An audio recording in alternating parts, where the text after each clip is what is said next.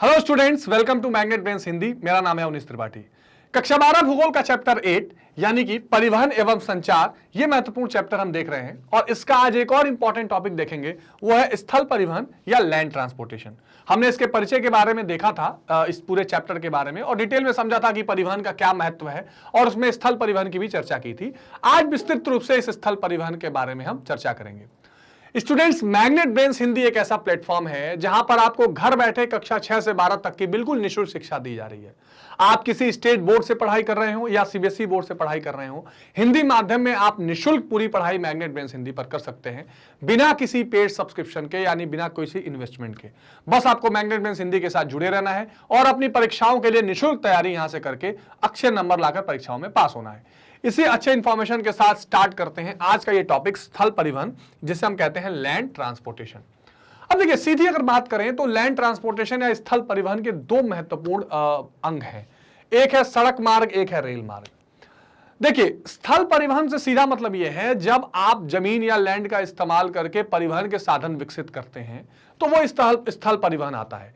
और हम जो भी प्रयास करें तो उसमें अब तक जो मानव ने विकसित किया है वो दो तरीके किए हैं, सड़क मार्ग जिसको हम कहते हैं रोड या रोडवे जिसको कह सकते हैं, ठीक है, और एक हमने किया है रेलवे यानी कि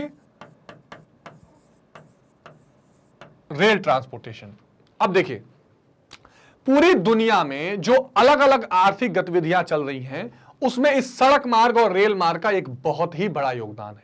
आप कह सकते हैं ये भी कि जो अलग तरह के जितने भी तरह के आप ट्रांसपोर्टेशन के मीडियम्स विकसित किए गए हैं या परिवहन के माध्यम विकसित किए गए हैं, उसमें सबसे प्रारंभिक भी ये दोनों हैं।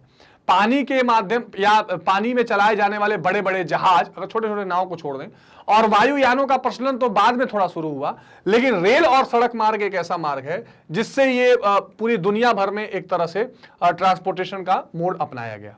ये ठीक बात है कि दुनिया भर में अलग अलग व्यापार बहुत पानी के माध्यम से भी किया जा रहा था कॉलोनियल पीरियड में, और कॉलोनियल पीरियड के बाद ही रेल मार्ग आया, परंतु अब इसने एक बहुत बड़ा रोल अपना लिया है पूरी दुनिया में, न सिर्फ लोगों के परिवहन के लिए बल्कि सामानों के भी, ढुलाई के लिए, सामानों के भी एक जगह से दूसरे जगह हस्तांतरण के लिए। अब सड़क मार्ग में आप देखें तो इसके कई आपको उदाहरण मिलेंगे, जैसे माल ढोने वाले ट्रक, इसके अलावा बसें, लोगों को ढोने वाली टैक्सी, कार, जो भी आप चीजें देखते हैं सब सड़क परिवहन में आएगा। हाँ, एक बात आपको ध्यान रखना है कि सड़क परिवहन में जो सड़क मार्ग है इसके कई तरह के प्रारूप का आपको दिखाई देंगे। जैसे अगर आप गांव में चले जाएं तो आपको गांव में छोटे छोटे खड़ंजे दिखाई देंगे। ये शब्द बहुत इंपॉर्टेंट है, अगर आप इसको इस्तेमाल करें एग्जामिनेशंस में तो आपको अच्छे नंबर में मिलेंगे। खड़ंजा, खड़ंजा क्या है?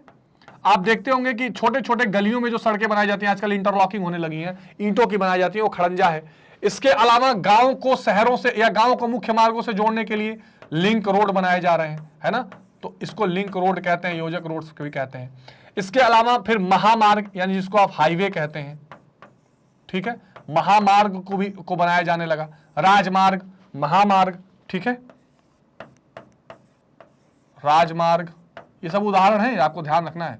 महामार्ग, ठीक है, खड़ंजा, लिंक रोड, राजमार्ग, महामार्ग, ये सब। आजकल तो एक्सप्रेस वे भी चल गया है ना, इसका आपने नाम सुना होगा, एक्सप्रेस वे, ठीक है।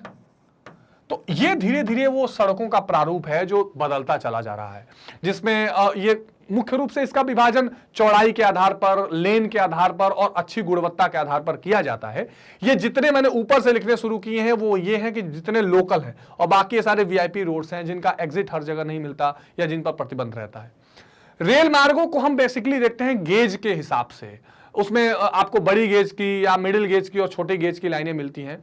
जनरली 1.6765 मीटर के आसपास की गेजेस होती हैं, 1 मीटर तक होती हैं, उसमें विभाजन किया जाता है।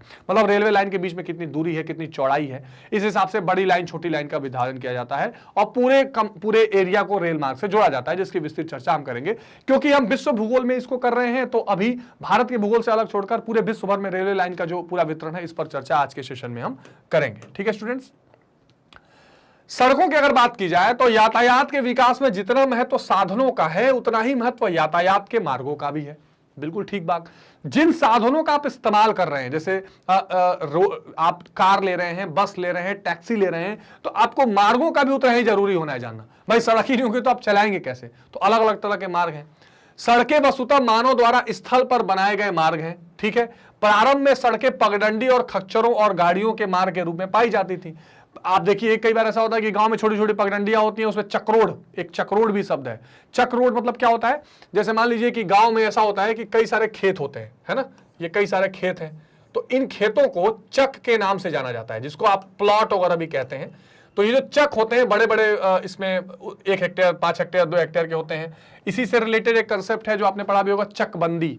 मैंने आपको शायद हिस्ट्री में भी पढ़ाया था कुछ, कंसोलिडेशन ऑफ लैंड जिसको कहते हैं, चकबंदी, एक साथ चक को मिला देना। तो इस चक के बीच में मान लीजिए सबके खेत हैं, है ना, तो इस खेत के बीच में से कुछ सड़कें निकाली जाती हैं, ठीक, उस जाके यहाँ पे लोग अपने ट्रैक्टर या सामान या आना जाना इनका हो सके, उसको चक रोड कहा जाता है ना।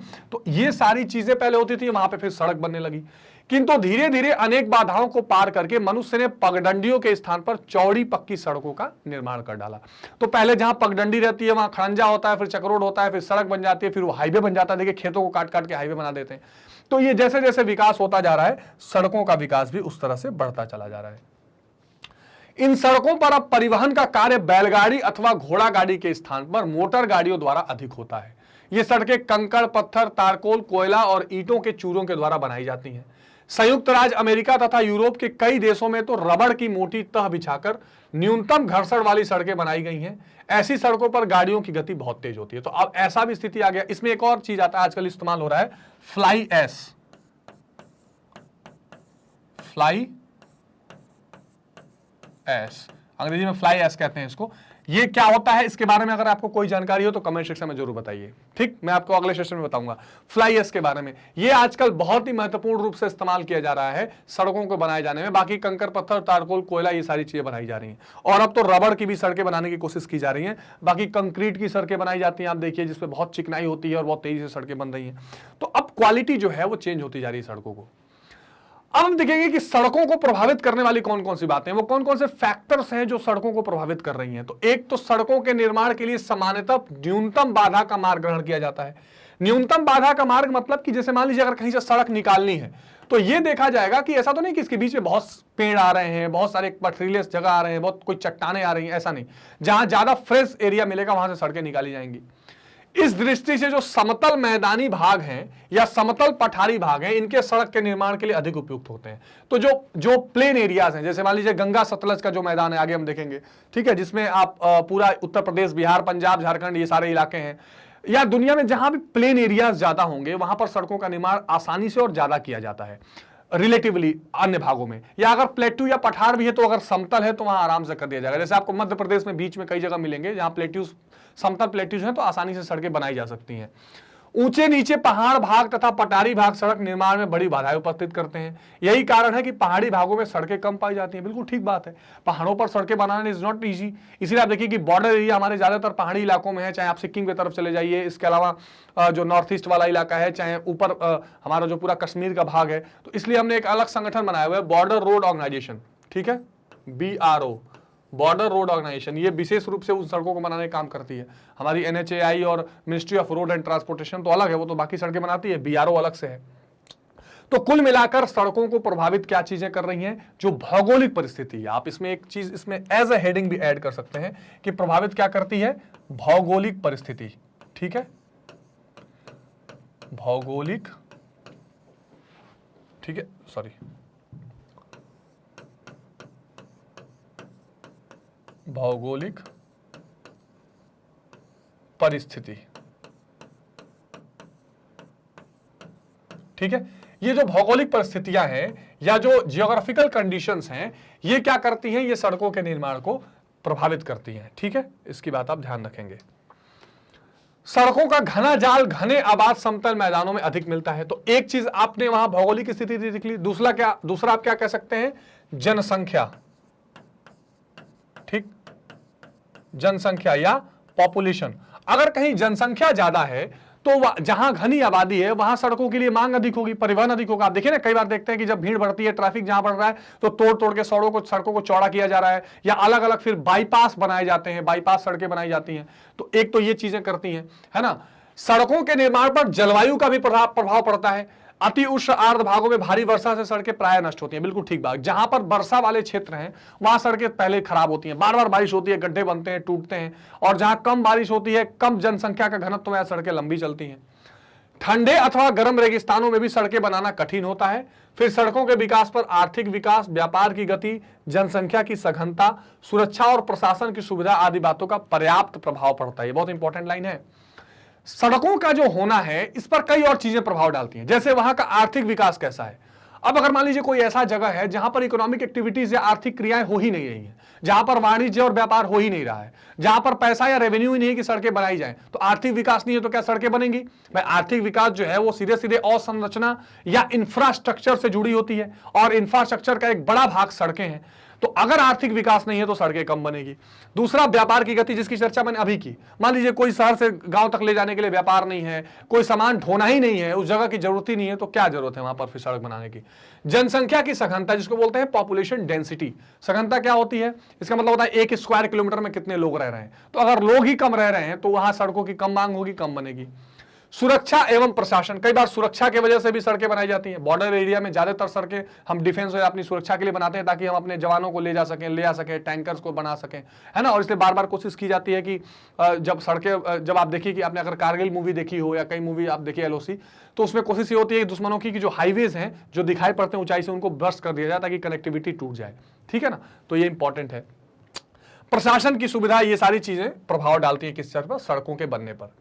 हमारे देश में पिछले 2 दशक में सीमावर्ती पर्वतीय क्षेत्र, लद्दाख, हिमाचल प्रदेश, उत्तराखंड, अरुणाचल प्रदेश और नागालैंड में अधिकांश सड़कों का निर्माण सुरक्षा और प्रशासन की सुविधा की दृष्टि से ही किया गया है। ठीक, ये इंपॉर्टेंट पार्ट है, इसको आप ध्यान रखेंगे। गंगा सतलज के मैदानी भाग में सड़कों की अधिकता जनसंख्या के कारण पाई गई है। तो जो गंगा सतलज का मैदान है, जिसमें गंगा नदी से लेकर पूरा ये आप ये देखिए, अगर इलाका ये भारत छोटे में देख लीजिए, तो अगर आप ये पूरा यहाँ ये बंगाल से उठाकर पंजाब तक चले जाइए, ठीक है ना, पश्चिम बंगाल, बिहार, उत्तर प्रदेश, हरियाणा, पंजाब, तो ये जो गंगा सतलज के मैदान है ये प्लेन एरिया है, इसलिए यहाँ पर सड़कों की अधिकता बहुत ज्यादा है। सड़क निर्माण की सुविधाओं के कारण दक्षिण के पठार पर भी सड़कों का अधिक विकास हुआ है। जो डेक्कन प्लेट्यूज हैं वहां भी अच्छी खासी सड़कें हैं, यानी अगर आप इधर चले आएंगे तो ये प्लेट्यूज में भी खूब सड़कें हैं। विदेशों में सड़कों की गुणवत्ता विकासशील देशों की अपेक्षा विकसित देशों में कम है। विकसित देशों में अच्छी गुणवत्ता वाली सड़कें मिलती हैं जो अंतरराज्यीय मार्गों द्वारा लंबी दूरी को जोड़ती हैं। जो डेवलप्ड कंट्रीज है, जाहिर सी बात है, जो बहुत ज्यादा विकसित हो चुकी हैं, वहां पर सड़कों की क्वालिटी बेटर है, इसमें कोई डाउट नहीं है। उनकी तकनीक अच्छी है, उनका इस्तेमाल करने वाले चीजें अच्छी हैं, इंजीनियर्स वहां उच्च क्वालिटी के पाए आपको मिलेंगे। और वहां पर जो एक तो और चीजें कि ज्यादातर आप विकसित देश को देखेंगे, वहां पर 2-3 चीजें आपको बहुत इंपॉर्टेंट दिखाई देंगी। एक तो ये होगा कि वहां पर एक तो अच्छी क्वालिटी की चीजें बनाई जाएंगी, कंप्लायंस है उसका ठीक से जांच की जाएगी कि ठीक मटेरियल यूज हुआ है। दूसरा, वहां पॉपुलेशन डेंसिटी कम है। जितने भी बड़े बड़े विकसित देश हैं, आप देख लीजिए, ऑस्ट्रेलिया देख लीजिए, आप अमेरिका देख लीजिए, इंग्लैंड देख लीजिए, पॉपुलेशन का घनत्व तो बहुत ज्यादा नहीं है। तो उससे क्या होता है, 1000 गाड़ियां एक साथ नहीं चल रही होती हैं, या बहुत ज्यादा प्रेशर नहीं होता है, तो वहां सड़कें अच्छी मिलती हैं, अच्छी क्वालिटी होती है, ड्यूरेबिलिटी उनकी होती है, अच्छी अवधि में सड़कें वहां बनी रहती हैं। अब इंपॉर्टेंस ऑफ रोड, सड़कों का महत्व अगर हम देख लें तो आधुनिक युग में सड़कों का अपूर्व महत्व है। सड़कों के द्वारा ही किसी भी देश का यातायात या व्यापार प्रभावित होता है। इसकी चर्चा मैं विस्तृत में आपसे कर चुका हूं कि भाई सड़कें रहेंगी तभी यातायात होगा, ट्रैफिक होगा, सड़कें नहीं रहेंगी तो फिर वहां नहीं कर सकते, व्यापार प्रभावित हो जाता है। यद्यपि माल ढोने की क्षमता और गति रेल यातायात में अधिक है, फिर भी सड़क मार्ग की निम्नलिखित विशेषताएं हैं। ठीक है कि तेजी से, आसानी से रेल मार्गों से परिवहन होता है, लेकिन सड़क मार्ग की जो अपनी कुछ इंपॉर्टेंस है। सड़क मार्ग देश के छोटे से छोटे गांव तक पहुंच सकते हैं। मोटर गाड़ी सड़कों पर चलने वाला महत्वपूर्ण वाहन है। इसके द्वारा माल लादकर नियत स्थान तक पहुंचाना रेल मार्ग की अपेक्षा अधिक सुविधाजनक है। बिल्कुल ठीक बात है भाई, आप गांव तक अगर पहुंचना है तो आपको रोड चाहिए, आप ट्रेन लेके नहीं पहुंचेंगे। और रोड से अगर माल आप भेजते हैं तो आप एक एक जगह पॉइंट वाइज हिसाब से भेज सकते हैं, सुरक्षित भेज सकते हैं, ज्यादा अपने कमांड में रखकर भेज सकते हैं। तो ये रोडवेज का इंपॉर्टेंस है। रेलों में माल को कई बार चढ़ाना और उतारना पड़ता है, ये तो है। जैसे मान लीजिए पहले आप सामान लेकर गए रेलवे स्टेशन पर, वहां पर आपने उसको लोड किया, फिर रेलवे स्टेशन पे अनलोड होगा तो फिर दूसरी गाड़ी में लोड करो, फिर उस गाड़ी से दूसरी जगह जहां ले जाना ले जाओ, फिर अनलोड करो। ट्रक में क्या होगा, एक जगह जहां मिला सामान वहीं लोड किया, जहां एग्जैक्ट भेजना वहां अनलोड कर दिया। तो इससे क्या होता है, माल की टूट फूट होती है, लेकिन मोटर में यह कठिनाई नहीं होगी। मांस, मछली, अंडे और सब्जी आदि शीघ्र खराब होने वाली वस्तुएं मोटरों द्वारा अति शीघ्र उपभोक्ता केंद्रों तक पहुंचाई जा सकती हैं। विदेशों से आए और कारखानों में तैयार किए गए माल को देश के सुदूर भागों तक तैयार गांव में उत्पादित कच्चे माल को कारखानों तथा बंदरगाहों तक पहुंचाने के लिए सड़कें अद्वितीय साधन है। मैं कई बार कह रहा हूं कि जैसे कोई उद्योग है तो उस उद्योग को कच्चा माल चाहिए। जैसे मान लीजिए गन्ने की फैक्ट्री है, तो गन्ने की फैक्ट्री में पहले या मतलब चीनी का जो फैक्ट्री है तो वहां गन्ना ले आना पड़ेगा कच्चा माल के रूप में। फिर जब चीनी बन जाएगी तो उसको बंदरगाह तक ले जाइए विदेश भेजने के लिए, या जहां भी शहरों में भेजना है उसके लिए परिवहन चाहिए आपको। ठीक है, मोटरों के द्वारा दरवाजे पर भी माल पहुंचाया जा सकता है, जो रेल के द्वारा कदापि संभव नहीं है। तो ये महत्व है सड़क परिवहन का, जो आप पॉइंट्स लिखकर बता सकते हैं, समझा सकते हैं। ठीक, देश में उद्योगों की अनुचित केंद्रीयकरण, ये बड़ा इंपॉर्टेंट लाइन है। जो अनवांटेड सेंट्रलाइजेशन है उद्योगों का, इसको हम तोड़ सकते हैं सड़कों द्वारा।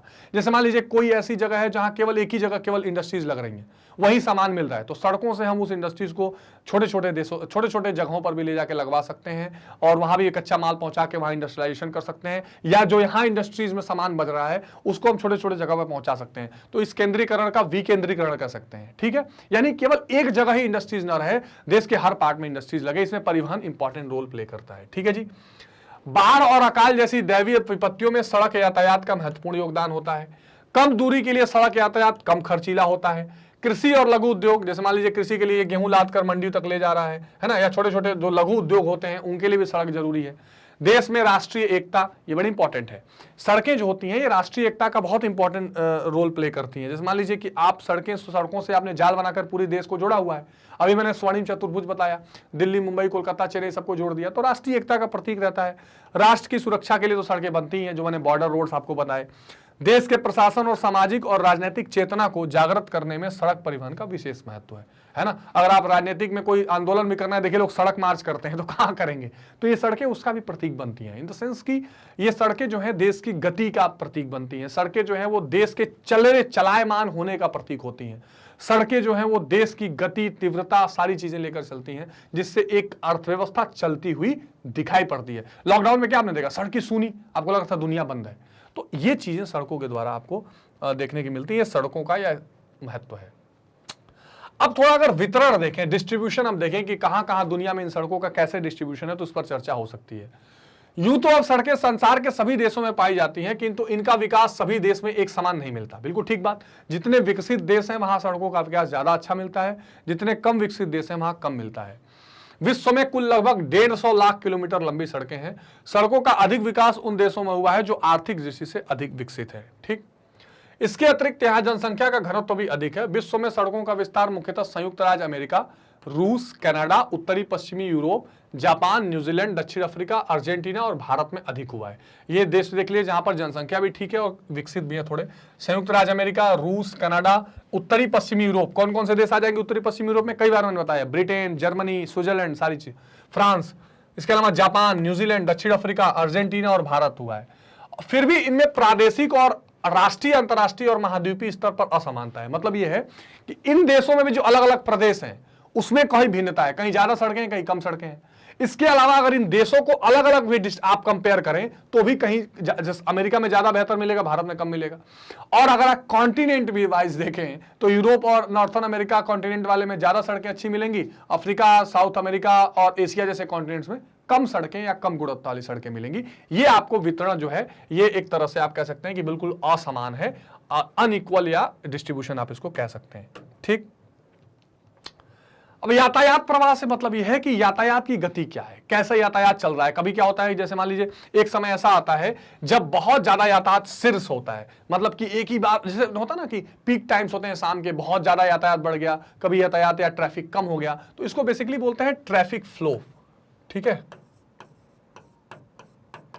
ट्रैफिक फ्लो, कब यातायात किस तरह से चल रहा है। कभी कभी क्या होता है यातायात बहुत ज्यादा उसका संकुलन बढ़ जाता है और नगरों में ये देखने को मिलता है, और कहीं कहीं यातायात बहुत कम या नीचे आ जाता है, ऐसा आपको देखने के लिए बार बार मिलेगा। ठीक है, अब आइए महामार्ग। महामार्गों को कहते हैं हाईवेज।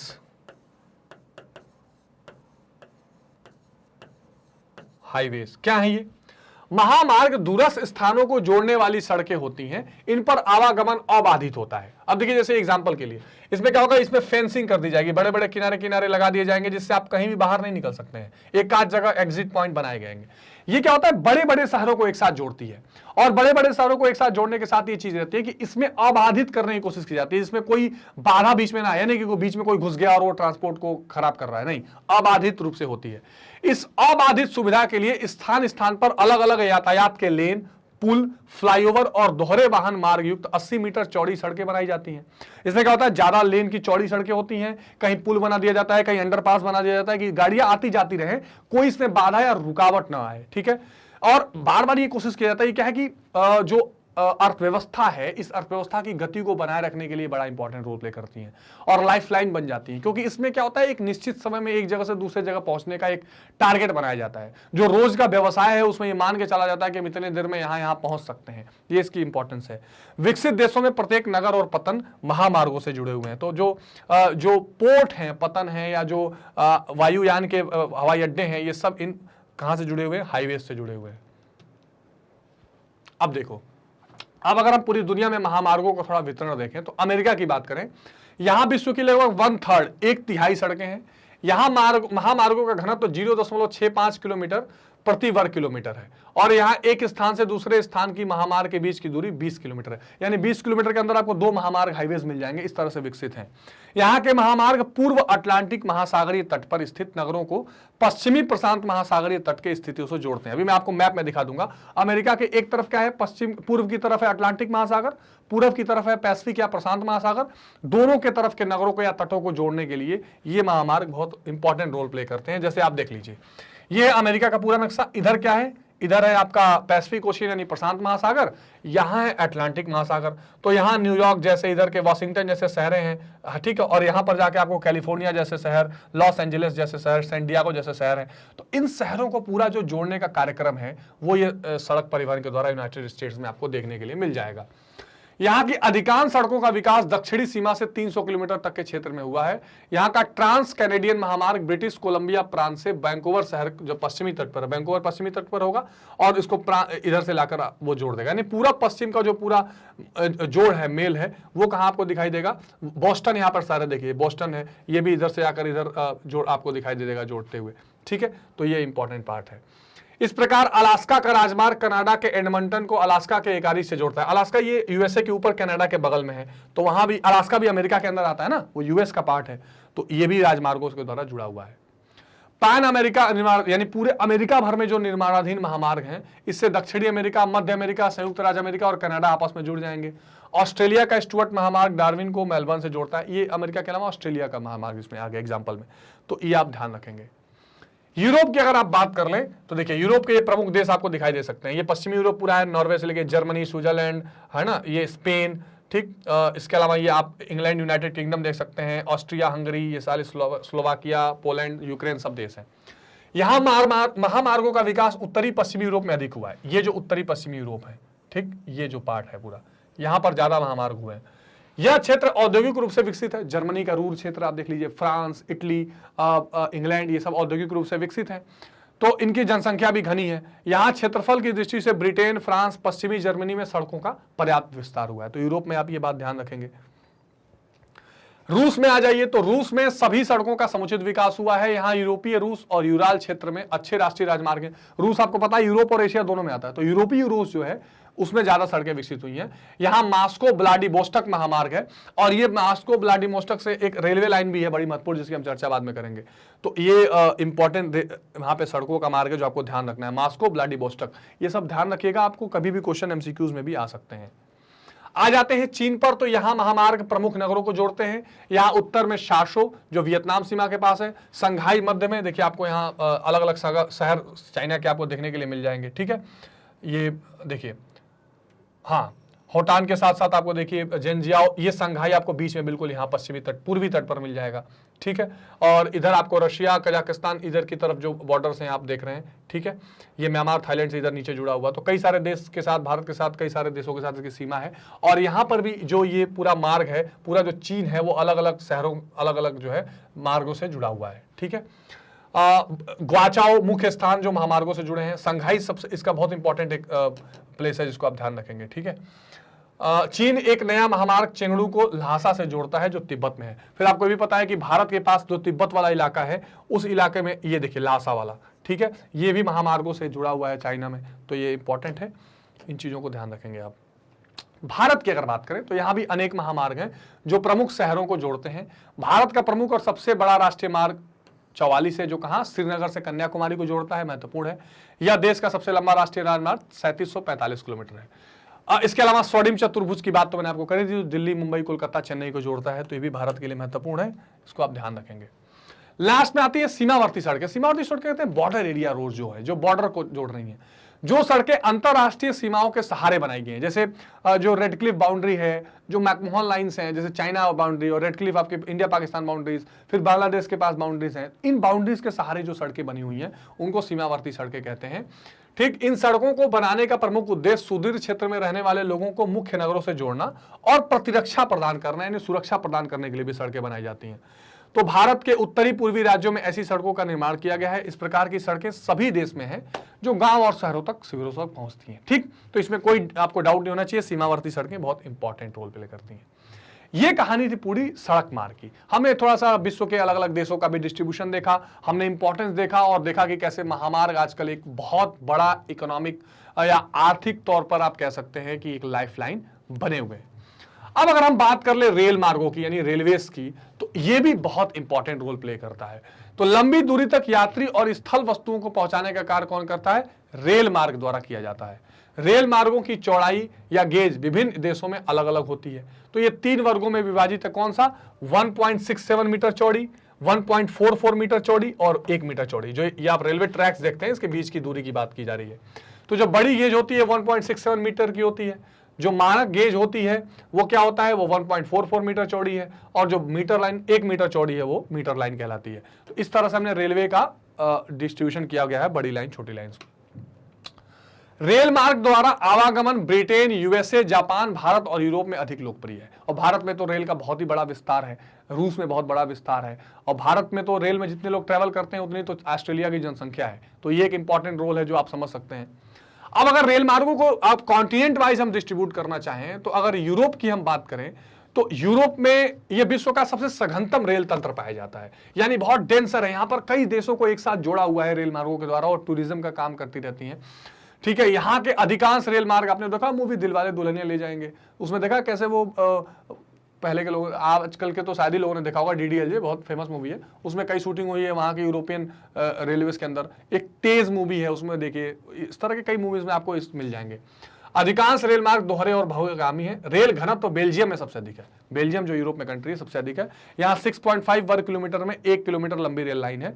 लंदन, पेरिस, ये देखिए सिटीज हैं, लंदन, पेरिस, ब्रुसेल्स, मिलान, बर्लिन, वार्सा, ये सब महत्वपूर्ण रेलवे सेंटर्स हैं।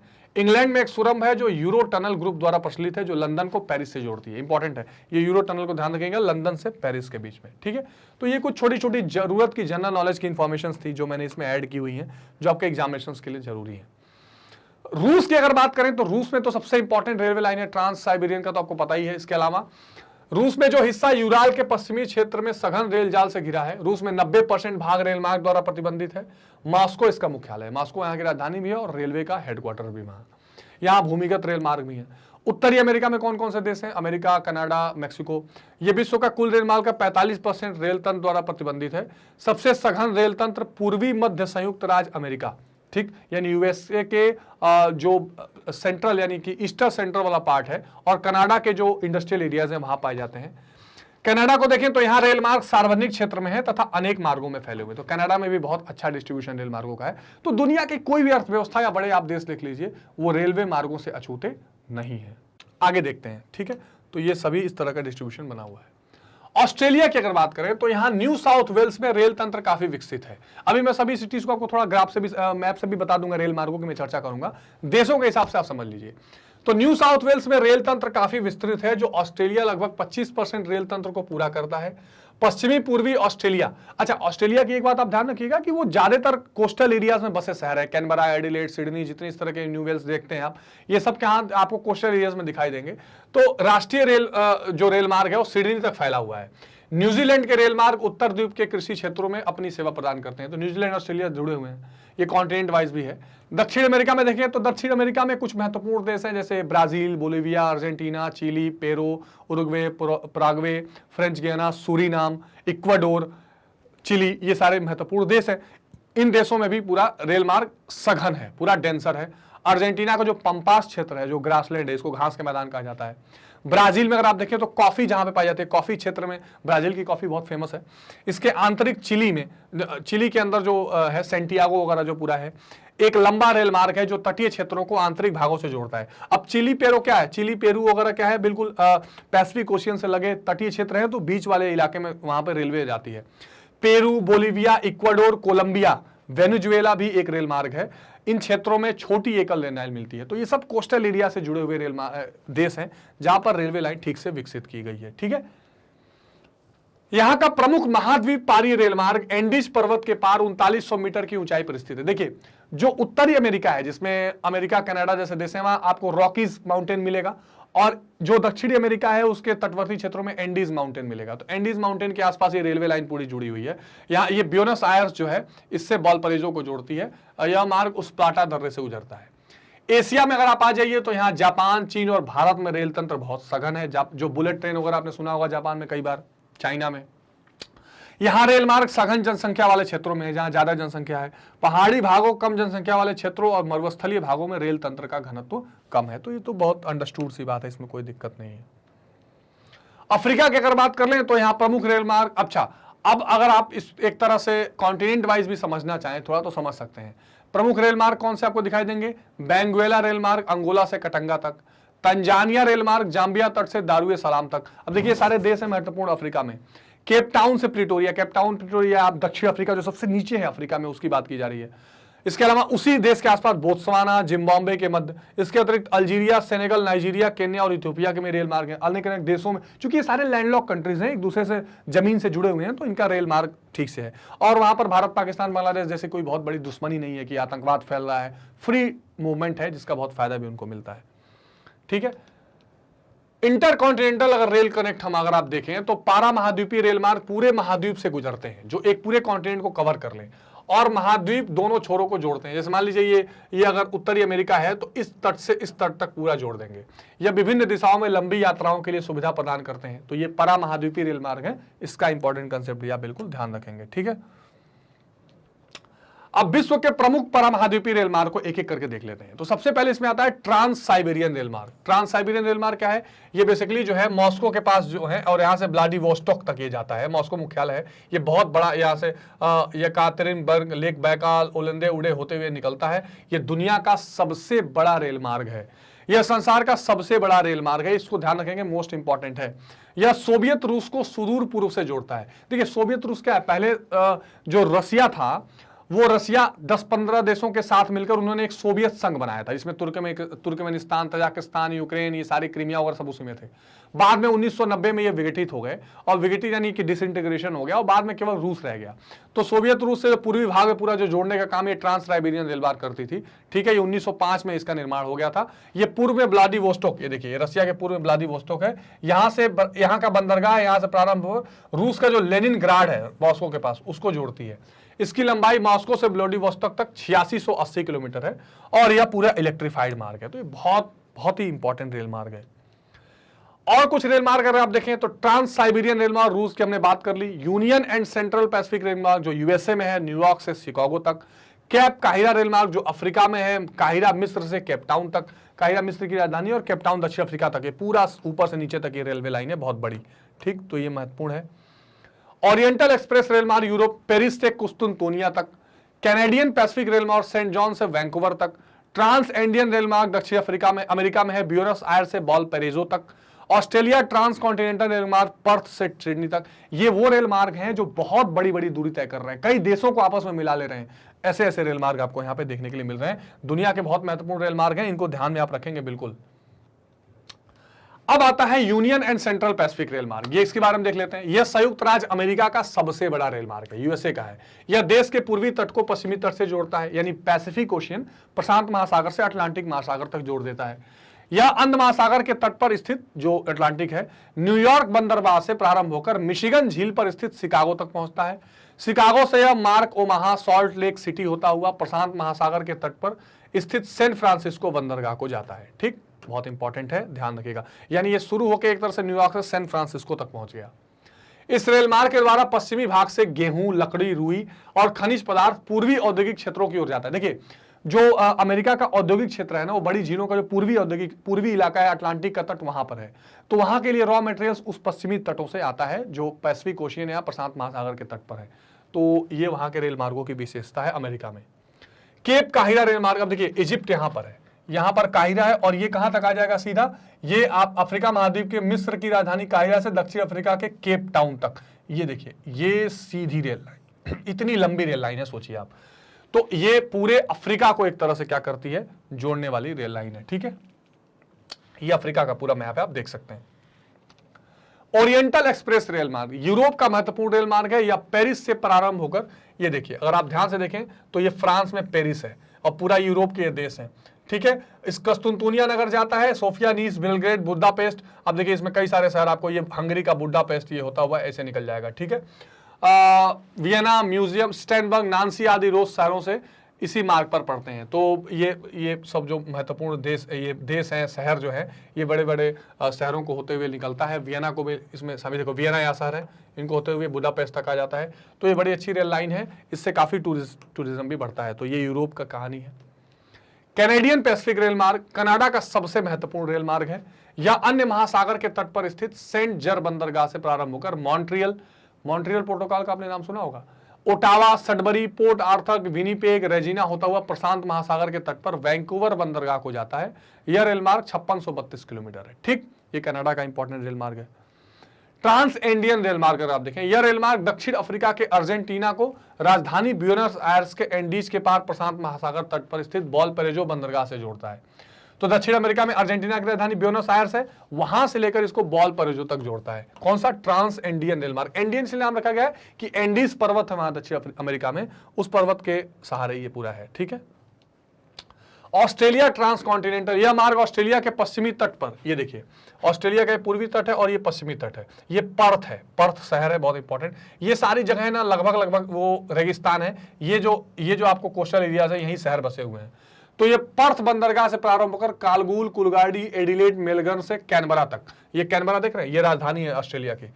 कई लोग सिडनी समझते हैं, पर्थ से कैनबरा तक ये एक तरह से बना हुआ है, जो बहुत ही इंपॉर्टेंट। देखो नेलूबर भी इसमें आया हुआ है ना, हाँ, कालगूल, कुलगाड़ी, एडिलेड। ठीक है, तो ये सारे शहर इसमें आए हुए हैं।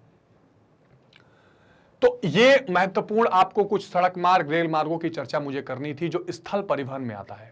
स्थल परिवहन को आप दो चार चीजें बहुत इंपॉर्टेंट ध्यान रखिएगा कि दुनिया भर की आर्थिक क्रियाओं की रीढ़ की हड्डी स्थल परिवहन बना हुआ है। स्थल परिवहन के माध्यम से पूरी दुनिया की अर्थव्यवस्था चल रही है, जिसमें सड़कों का काम आता है। सड़कों में भी छोटी सड़कें, महामार्ग यानी हाईवेज आ रहे हैं। पूरे दुनिया में सड़कों का वितरण किस प्रकार है, विकासशील विकसित देशों का जो अंतर है वो भी मैंने आपको समझाने का प्रयास किया। इसके अलावा जो रेल मार्ग हैं, रेल मार्ग भी पूरी दुनिया में विस्तृत रूप से फैले हुए हैं। भारत जैसे देशों में भी रेल मार्ग फैले हुए हैं। जब हम भारत का भूगोल करेंगे दूसरे बुक में जो जियोग्राफी है, तो उसमें डिटेल में आपको चर्चा करूंगा। लेकिन ये स्थल परिवहन का जो चैप्टर 8 का ये इंपॉर्टेंट टॉपिक था, इसको आज हमने डिस्कस किया। जो मैप के हिसाब से मैंने थोड़ी चीजें बताई, शहरों को आप ध्यान में रखेंगे मैप वाइज, ताकि शहर आपको ना भूलें। उसके लिए आप खुद मैप प्रैक्टिस जरूर करिए। जिन शहरों की चर्चा मैंने की, उन शहरों को मैप में ढूंढिए और बार बार प्रैक्टिस करिए। However we will do the map practice also in coming time. कोई कंफ्यूजन या परेशानी हो तो कमेंट सेक्शन में जरूर बताइएगा। स्टूडेंट्स, एक बात का और ध्यान रखिए कि मैग्नेट ब्रेन्स की अपनी वेबसाइट भी है, magnetbrains.com। इस वेबसाइट पर आकर आप सीबीएसई हिंदी मीडियम सेलेक्ट करके क्लास 12 सेलेक्ट कर सकते हैं। और जैसे आप क्लास 12 सेलेक्ट करेंगे तो आपको इतिहास, राजनीति विज्ञान, भूगोल और अर्थशास्त्र जैसे महत्वपूर्ण विषय क्लास 12 के आप यहां पढ़ सकते हैं। क्लिक करते ही आपको क्या क्या चीजें मिल जाएंगी, आपको पूरी सीबीएसई एनसीईआरटी बेस्ड पर आपको सिलेबस का ओवरव्यू मिल जाएगा। इसके अलावा आपको हर टॉपिक का छोटा छोटा वीडियो मिल जाएगा, हर चैप्टर का कंप्लीट चैप्टर रिवीजन मिलेगा, एनसीईआरटी सॉल्यूशन और एमसीक्यूज मिलेंगे, प्रीवियस ईयर क्वेश्चंस और मोस्ट इंपॉर्टेंट क्वेश्चंस भी मिलेंगे, और लगातार प्रैक्टिस सेशंस भी होंगे। तो इतनी चीजें क्रमवार तरीके से बिल्कुल सीक्वेंस में वेबसाइट पर लगा दी गई हैं, बिना डिस्ट्रैक्ट हुए आप पढ़ाई कर सकते हैं। और यूट्यूब के चैनल के माध्यम से तो आप पढ़ ही रहे हैं। ठीक है, तो कक्षा 6 से 12वीं तक की पूरी शिक्षा आपको निःशुल्क है। यहां पर कोई पेड सब्सक्रिप्शन वेबसाइट पे या यूट्यूब पे नहीं लेना है, बिल्कुल फ्री ऑफ कॉस्ट है। बस एक छोटा सा काम करना है कि ज्यादा से ज्यादा लाइक, शेयर और सब्सक्राइब करना है, ताकि इस तरह की और महत्वपूर्ण वीडियोस हम आप तक लेकर आते रहें और आपकी पढ़ाई को और आसान बनाते रहें। तो स्टूडेंट्स, मिलते हैं अगली वीडियो में, तब तक आप अपना बहुत ध्यान रखिए। Take care, good bye.